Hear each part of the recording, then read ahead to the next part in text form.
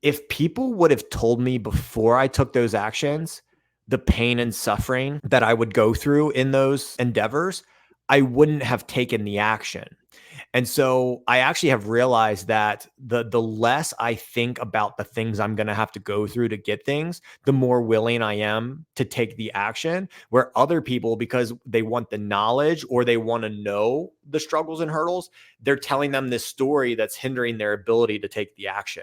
How do you find the will to fight back against a world that wants to keep you sedated, average, and stuck in place? Join us for the tools and strategies you need to create a life of abundance, discipline, and high achievement. This is the Tactical Empire with Jeff Smith.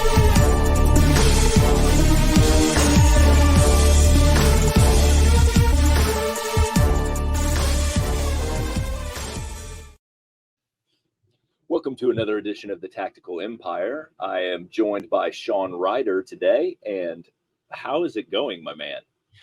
Awesome, brother. We just wrapped up the 4th birthday party of my son. So that was awesome. And today's episode is paid and sponsored by the Tactical Empire. Unpaid sponsorship by Element, because that's what I'm drinking today. So you guys watching the video will see an unpaid beverage here for me. So no, man, I'm good. I'm glad that you are here today, because I saw your Facebook or maybe Instagram status on Instagram. What am I talking about? I saw you make a post that on your walk you saw 5 alligators and a snake. So Jeff is just touring all the adventures of America right now. I love it. Yeah, we've got a couple lakes out back of where we're staying right now that are full of alligators. So they're everywhere. My dog, I've got a big ass dog, and he's oblivious to everything. And so he was down by the water trying to get a drink out of there, and all I could see was like those National Geographic videos where they like come out of the water and grab the head of the deer and drag him into the water. And so then I was like, what would I do if that happened? I don't know. Nothing. Would I dive in to save my dog? I don't know. I think maybe is the answer, and I'm pondering that one this week. I think it depends on. Sure, I would jump in. The fact that I have kids, the answer would be a resounding. I would just unfortunately watch my dog get eaten alive.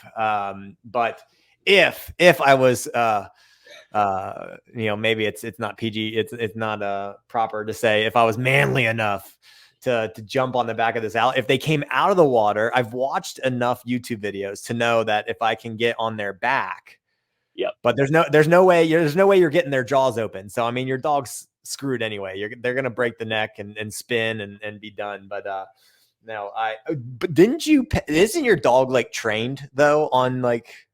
Didn't you have your dog trained? Because I remember when you first got him, he like went away for a few weeks. So they didn't train him on his surroundings.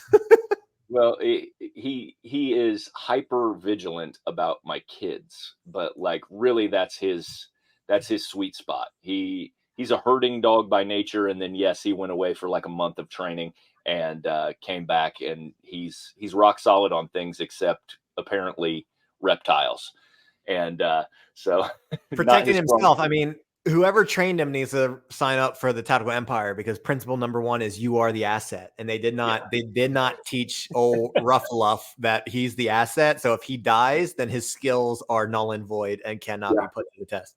Yeah, that's true.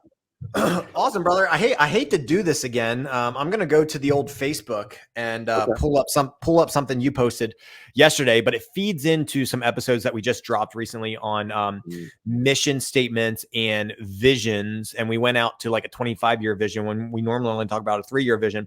And I think this is possibly where your Facebook status came from yesterday. And you said like the fact is many people will not ever pursue their dreams, vision for their lives. Why do you think that is? I see currently there's like 40 comments and some of those are you replying to people, but I did not comment on it, but I did a quick thumb scroll of what a lot of people were saying, and just a few here. People forget that at the end of the day, we die. You might as well try and live safely, therefore never actually truly living. So a lot of people wrote fear of failure, fear of what others will think, self-doubt, believing in their own self-defeating storylines, lack of funds, lack of knowledge, lack of support. Most people need one of those to get the ball rolling, and they just don't have them. Those that do start Don't continue when things get difficult. I like that one. Too many people are okay with comfort. A big part is our education system does not teach autonomy or financial literacy. And all other people, I think, gave you kudos for just asking such a good question. But I'm just going to reverse that question back on you and see if we can come at this from an angle that we haven't come at it before. Is like, we normally talk about creating your vision, but now we're going to come at it from the lens of why aren't you pursuing your vision for your life? So let's just go ahead, Jeff, answer your own question there. Well, yeah, I was super excited about all the engagement for it. I think there's going to be some tremendous conversation that comes out of it. But ultimately, it came down to fear, right? There was a lot of different types of fear.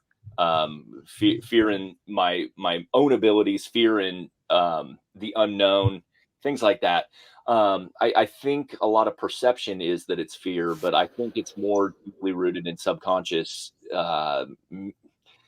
things from our childhood and our education.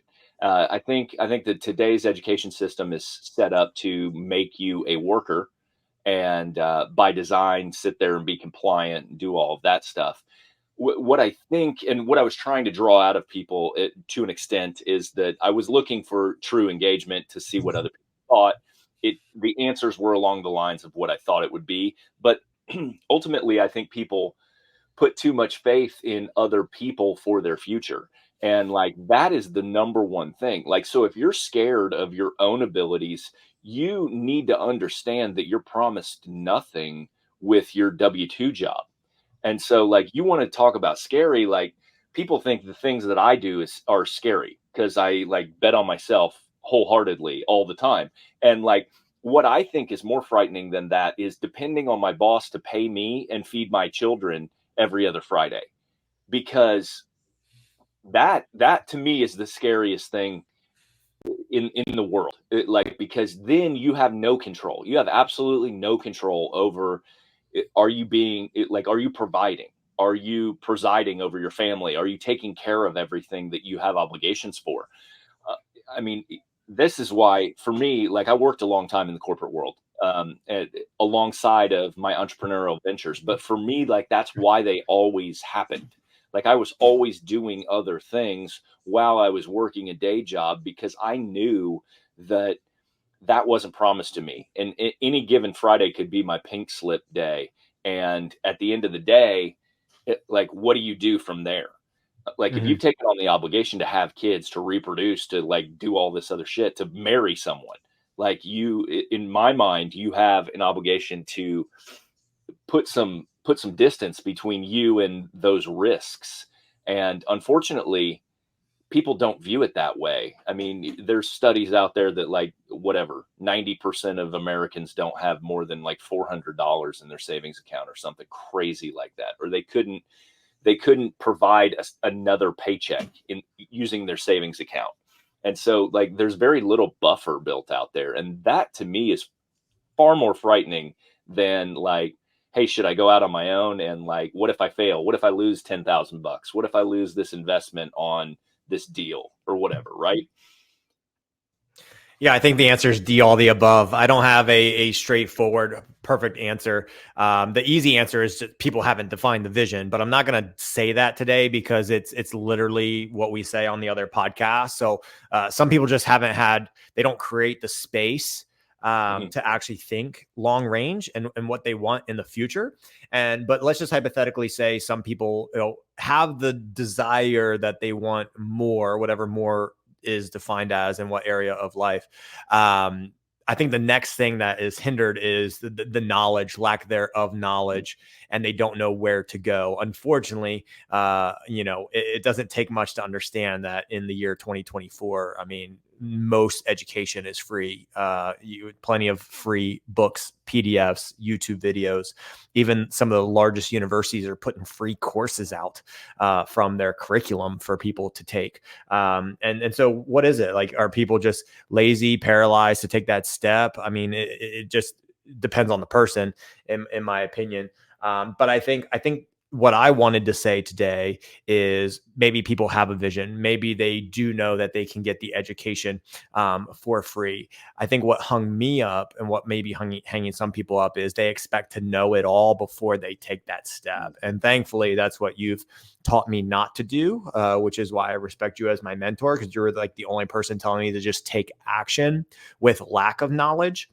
We've said on other episodes, like get 60% of the way there. And that's not a perfect percentage. I mean, you could start with nothing. I started my first business with absolutely no knowledge on businesses. And me and my former business partner went to a McDonald's so we could have free Wi-Fi. And I just Googled how to start a business in the state of Virginia, which landed me on the business one stop page, which landed me on the page to pay $50 to just, and I just read the directions, right? Like I literally knew nothing on how to start this business. But I think people want to know everything. And here's the downside to that. One, you're not ever going to know everything. Two, because like you talk about, part of the education is the doing. It's not book knowledge, it's doing knowledge. And three, I'm going to say it from the flip side of owning businesses and taking quote risks, or how other people define risks. After everything I've done, owned a gym business for 12 years, bought my first piece of real estate, which was in the millions of dollars, short-term rentals, over $1.5 million there, closing a business, starting another business, going into mentorship, tactical empathy. Like if people would have told me before I took those actions, the pain and suffering that I would go through in those endeavors, I wouldn't have taken the action. And so I actually have realized that the less I think about the things I'm going to have to go through to get things, the more willing I am to take the action. Where other people, because they want the knowledge or they want to know the struggles and hurdles, they're telling them this story that's hindering their ability to take the action. And so whether it is the knowledge or the things that you're scared of that you're going to have to go through, I don't want you to know those things, because I've done fairly well for myself. And like, it's really, if someone told me before I did this, Sean, you're going to have to go through a business partner split. Sean, you're going to grow a business for 8 years. And then in a 72-day period, the government's going to shut your business down. You're going to lose 5 years of growth and you're not going to get it back for 3 years. And then you're going to shut your business down and you're going to start. If someone would have told me that when I was 22, I wouldn't have done it. I would have fallen back on the safety net of, oh yeah, I have this teacher salary and I can get a summer job and I can coach football, which I absolutely loved, but it wasn't going to help me connect the dots when eventually I was going to get married. Eventually I was going to have kids and we needed more than $35 pre-tax income to live on. So I brought the question up to you because I didn't answer your question. If I could help one person, it would be the person that is either getting hung up on the education, you don't need it, or getting hung up on the pain and suffering that they understand they're going to go through in this new venture. You don't want to understand that either. You just want to take it one step at a time. And that's all I do now. Like what is the next thing on my plate that's in my control to get me closer to my goal? Don't tell me the next 20. I don't want to know the next 20. I want to know the next one. I know where I want to go, but I don't want to know every step right now. Yep. It's going to be too overwhelming. Jeff. Well, what you're talking about is talking about having self-belief that you will figure it out. And ultimately, that's the most important thing. Having that level of self-belief that like you will figure it out. That's why you don't need to know everything, because you can't possibly forecast for everything. Yep. It's going to be like you can gain all the book knowledge you want in any of these endeavors, and like I guarantee you within the first week something will happen that you couldn't have possibly accounted for. And having the ability to believe in yourself that like we'll get through this and we'll figure it out, and like that is the key to. Sorry to interrupt, because then that's going to bring the question, and I've talked to you enough where I know your answer, but I'm going to let you answer it. How does one build belief? I know exactly what you're going to say. By doing it. Exactly right. That's exactly right. And go ahead. But it's built in different ways than you think. Like you've seen my streaks and things like that I do, which are my daily habits to build me into the person that's necessary to deal with all this other shit that I'm doing in business, right? And like to be the family man that I want to be the husband that I want to be, father, all this stuff. And like, when you talk about building confidence, it is the smallest of wins that will build that over time. It doesn't have to be like who did the $10 million storage deal this week. Like, it comes from a buildup of the last 20 years of handling my shit on a regular basis and proving it to myself that I know how to get out of this situation or get across the finish line with this particular thing, regardless of what comes up. Right. Yeah. Yep. And so I think that's where most people lack. They don't understand that it's the simplistic thing, because I was this guy. Like, I wanted the shiny object that would rocket me to $100 million net worth and just to be done with things. And I've lost it. I can't tell you how many tens of hundreds of thousands of dollars throwing money at things that I thought were going to solve this problem in a short amount of time. Like 6 months from now, I'll be generating fucking $20,000 a month net income off of this fucking pie in the sky venture. And like, then I'll be done.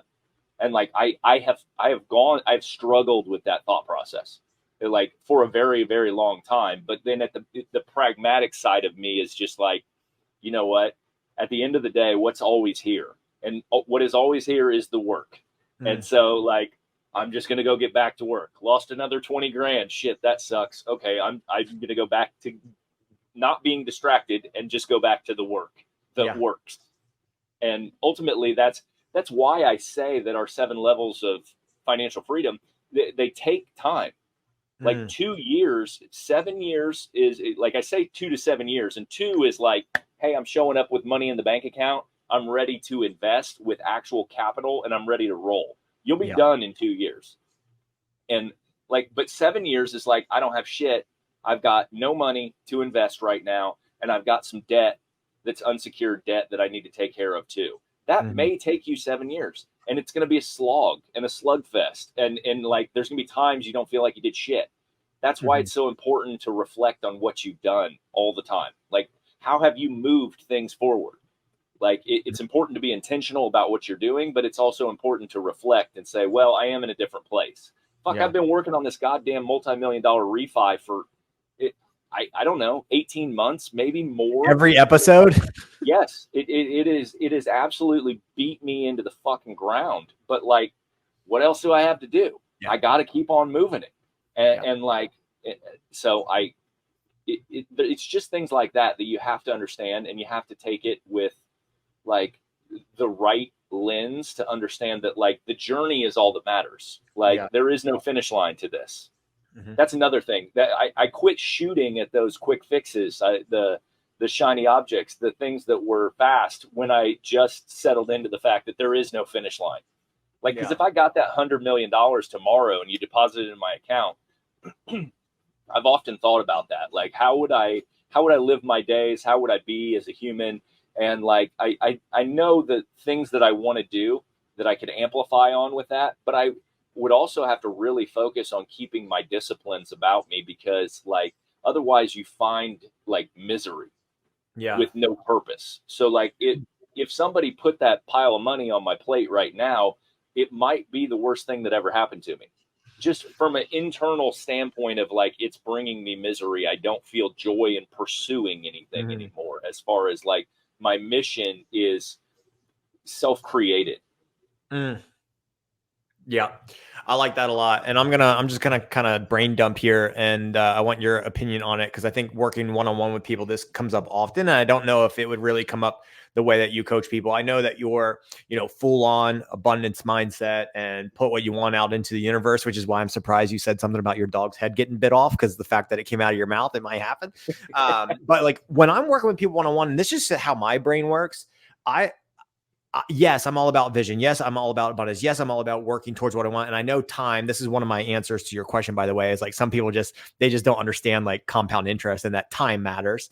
So you're talking about chasing these shiny objects. Like the best results get from the longer you go, like the Lindy effect. The longer you go, just let the time do its job. You'll get where you want to go, as long as you're taking the right actions and you have the pieces in place, which is why we lay the foundation. But one thing, I don't want to get off topic there. Let me circle back. The one thing that I say about often, and I think this might come back to fear, right? Paralysis by analysis and fear is, what is the worst case scenario in this situation? Now, with most people, it involves money. I'm not leaving my job because the secure salary. I'm not investing this money because it's my safety blanket. I don't know, what about the issues I'm going to have with tenants and the roof and all this? Like, what is the worst case scenario contained within that financial thing? And if the answer comes back like I lose my money, or even worse, I have to absolutely 100% file for bankruptcy because I'm on the verge of losing my family, not losing everything financially, but losing my family. Like, I've had to play that out because of the situation I got put in after COVID and my business and some other things that were happening. I actually had to go down that rabbit hole and look at that as an option inside of my business, not filing personally, but inside of my business. And I liked that because it was a learning process, and I learned the ins and outs and what would happen during and after that effect. And I realized, like, holy shit, like, it's just a tool like any other. Now, is that a tool that I want to get to? Is that a tool that I want to use? No. But once I understood part of it and what would happen if I went through that process, it allowed me to look at what it allowed me to do, and which is why I tell people, think of worst case scenario. It allowed me to recognize the thousands of other things that I would do before I got to that point. So I actually take myself there mentally just to know. Because at the end of the day, I could always say that the worst thing outside of that is me dying or my wife dying or my kids dying. Like, but that's not what I'm talking about. We know that that's the worst. But from a financial investment perspective, which is why most people don't take a risk, quote, quote, risk, is because I understand that it won't end me as a person. It might be a little bit of an ego hit. I have to understand that I'll have to be kind to myself and work through that mentally. But that bankruptcy, what I learned was, like, bankruptcy didn't stop me from making money in the future. And once I realized that, I was like, oh shit, all it does is just not let me take like credit for X amount of years. Like, that's fine. There's probably ways around that, but I can still go create value and create an income for my family. So, like, making that a thought and knowing that that's a tool at the bottom of the bag, I was like, oh shit, Sean, like, hell yeah. Like, you can make bigger moves because you're not afraid of that, because I don't define myself. Yes, I like money. Yes, I like adding value into the world. Yes, I want to acquire assets, but I'm not defining myself as, hi, Jeff, I'm Sean Ryder and I do this, that, and the other. Do I write that in content sometimes? Yes. So people understand what I've created over the past 10 years from being a high school teacher to what I am now. But I'm not Sean Ryder, the guy that owns this other stuff, the guy that makes X amount, the guy that has X amount in life insurance. Those are tools. That's not who I am. Yeah. That's a liberating feeling too. Once you get there, I mean, that's a real mature thing to work through from your perspective. And so, like, because it really is, it doesn't define you. It's just a business transaction. Like, bankruptcy at its core is a business transaction. And so there are byproduct results that pop out on the back end of that, right? Like your lendability, like you mentioned, and things like that. But again, like, you can solve those problems. There's workarounds for all of that. And so, like, that's no issue. And that's a good way to look at it. I think one of the biggest things, going back to the original question on why people don't pursue their dreams, it has to do with their unwillingness to be alone. And what I mean by that is, can you leave your current friend circle behind? What if you are ostracized by your friend circle, your peers, your neighbors, your current group you run around with, your guys that hang out at the bar every weekend with you, stuff like that? Are you willing to step outside of that and be weird and potentially lose some of those people? And I would tell that crowd, because I think that's a huge underlying issue for people in general. Because my wife has brought that up to me in the past. When we used to live in the neighborhood that we lived in Houston, she would bring me things 8 years ago, 10 years ago, that, like, how do you think that's going to be perceived if you go do that? And I'm like, I don't care. I don't care. And so, but that was on her mind. She would admit to you that was on her mind, because she was trying to settle in and raise her family and be mama bear and, like, take it. And so I think the questions from her perspective came out of, like, is she going to be able to associate with these other moms and take care of our kids? And what's the effect going to be on the neighborhood and our children? Are they going to be invited over to play? Blah, blah, blah. Not that I'm a super controversial guy, but like, I'm definitely not of the mold that was the neighborhood necessarily that we lived in. And so I think that is a huge issue for people to get over. And so many of them, like Stockholm syndrome, they're more willing to deal with the pain that they know than the pain of the unknown, which is like, I'm willing to stay in this place stuck and understand that the limiter has been put on me and the ceiling is there. I'm not even talking about crabs in a bucket or anything like that. I'm just thinking that people will not, because when you talk about abundance and things like that, most people can't expand their mind outside of like what they know. You can't be what you can't see, right? And so like when you talk about like maybe your whole neighborhood makes $50,000 or $100,000, so your dream salary is $150,000. It's not fucking $3 million a year, because you can't bridge that gap, right? And so and the audacity of you to bridge that gap and think that largely is where people return to. Okay, well, normally I would take a $10,000 a year raise or something like that, right? And what I would tell those people, and because this is where I wanted to take it, because if that is the limiting factor to where you're going, and you are afraid that like your 10 friends from high school or your closest relatives or whatever are going to look at you differently, then you need to reframe it as like, you want the best for everyone around you. So you need to lead by example. When we talk about the consistency of showing up with the little things, that's how you can change your entire circle, right? So let's say there's 10 people in this circle and you step out and decide you want to get in shape. You want to stop drinking alcohol. You want to make more money. You want to start investing money. Like if you go out and you start moving in that direction, 3 of those people may follow you in that journey. So you may bring them on with you in the leveling up process. And what have you done to those people? You've changed their lives, right? So if you can become, I think that's the way to overcome the whole, like, I can't deal with the judgment of others, which is what came up on that post many times. It's like most people don't step out of their box because the judgment of their parents, their social circle, like whatever, like, and most importantly, their self-limiting beliefs. Your number one critic is often you internally. And so you just really need to become the leader that we need right now. And that comes through change. And because if nothing changes, right? And so like, if you want to get yourself in shape, then just start baby steps. If you want to get more money in your bank account, just start. And someone presumably would come with you. Maybe no one does. And I would tell you that like, you've got to galvanize yourself to that as well. And you will through the process of just doing the shit you say you're going to do over time. Like you will build confidence as people fall off, and you will recognize that like they're just not meant for the journey at this point in time. It's okay. Let's see if I can say this the way I want to say it. It's really interesting that you said they'd rather have the pain from now than the pain in the future. Because what I was going to say was they actually like the pleasure that they have now to avoid the pain in the future, or avoid pain in the short term for the change. So maybe it's just tomato, saying the same thing you are, but I'm going to come at it from this angle is like, I think some people, unless they're truly like hurting financially or even physically, they don't have enough pain right now. They're actually very comfortable, which is one of the comments said comfort.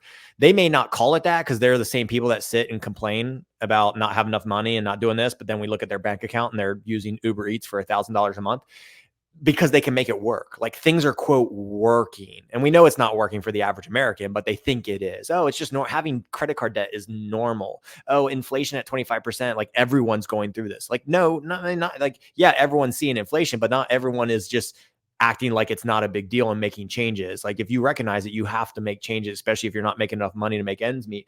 But right now is like, what they don't realize is maybe they are still setting aside. What I'm saying is maybe they still have too much pleasure right now in the comfortability of going to work, picking up their kids. Yeah, I'm a great father and I'm playing with my kids, but yeah, I'm, eating Doritos and drinking beer every night to get myself to sleep. And I'm not having sex with my wife because we just don't have time, but we're on our damn phones for 3 hours and I get 4 hours of sleep. And that's just how life is. Cause life is hard. I'm in this season of life where it's just hard.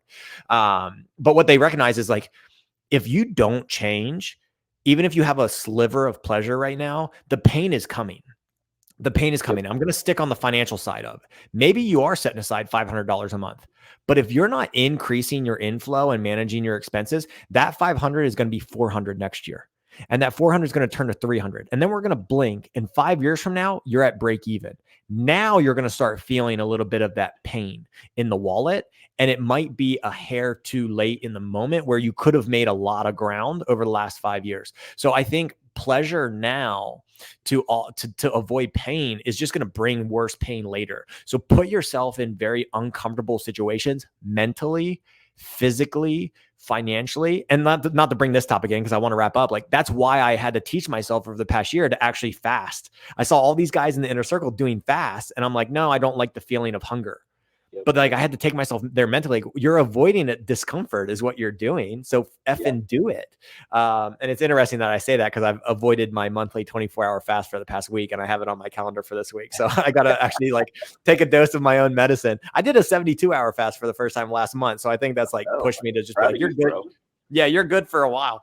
No, man, I think that's what I wanted to say. Because it's interesting. You said pain, and I was thinking pleasure versus pain. So guys, I hope this added value. Jeff, we hit our 30-minute mark. If you want to throw anything else to the people, add value. If not, let's send them out. Nope. Thanks, guys. Hit us up. Tactical Empire Facebook group. We are there for any questions you have. Have a great day. Kick-ass week.